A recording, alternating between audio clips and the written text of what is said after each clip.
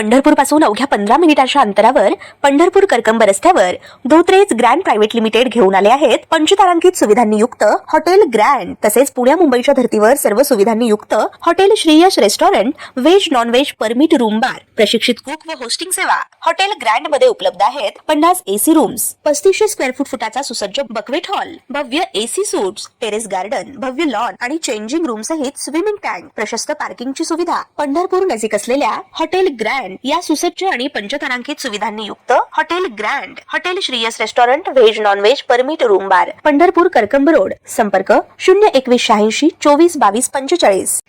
ताज्या घडामोडी पाहण्यासाठी आमच्या YouTube चॅनलवरील PVR म्हणजेच पंढरी वार्ता या न्यूजला सबस्क्राइब करा आणि शेजारील बेल आयकॉनवर क्लिक करा।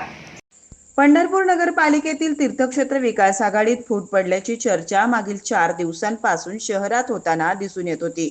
तीर्थक्षेत्र विकास आघाडीचे गटनेते नागेश भोसले यांच्यासह नगरसेवक संजय बंदपट्टे, प्रसाद कळसे, किरण घाडगे, सुधीर धोत्रे आदींनी जिल्हाधिकारी कार्तिकेयन एस यांची भेट घेऊन तीर्थक्षेत्र विकास आघाडीशी भगीरथ भालके यांच्यापासून अलिप्त होण्याचं या पत्रात नमूद करण्यात आल्याची ही चर्चा झाली होती।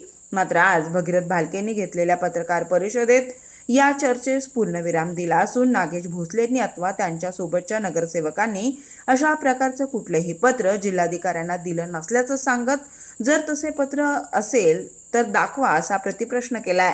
तर आमच्या विरोधात षडयंत्र रचलं जात असल्याचा आरोपही यावेळी भगीरथ भालकेंनी केलाय। पहा काय म्हणाले भगीरथ भालके।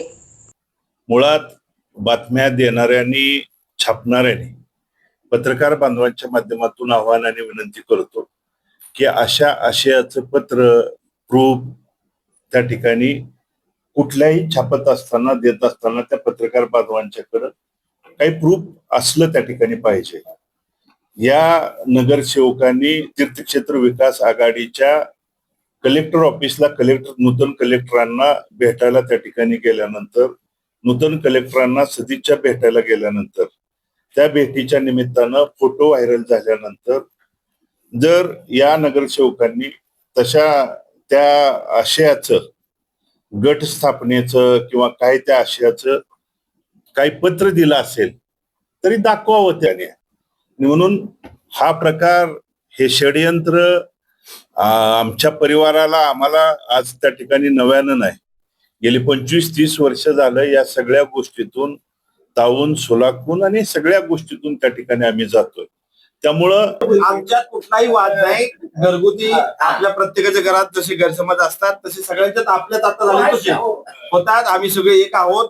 येणारे अजून पत्रकार परिषद आपण जेव्हा घेऊ तेव्हा नागेश काका आणि आम्ही सगळेजण तुमच्या समोर असू। बस कुठेही अडचण येणार नाही।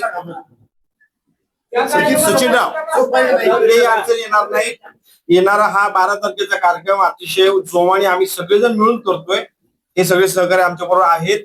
काही वैयक्तिक कारण कोणाचं काय आहे अचानक आपल्या ठरल्यामुळं आम्हालाच अजून वेळ आणि तारीख जरी फायनल असली तरी वेळ फायनल नव्हती, त्यामुळे आम्ही घेत नव्हतो।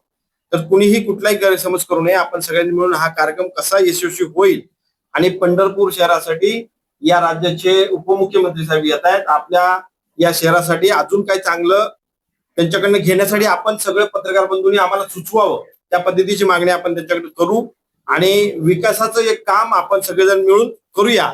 हा म्हणजे मतभेद किंवा हा विषय कुठलाच न घेता येणारा कार्यक्रम आम्ही सगळेजण मिळून करणार आहोत आणि सगळे सहकारी तुम्हाला दिसतील।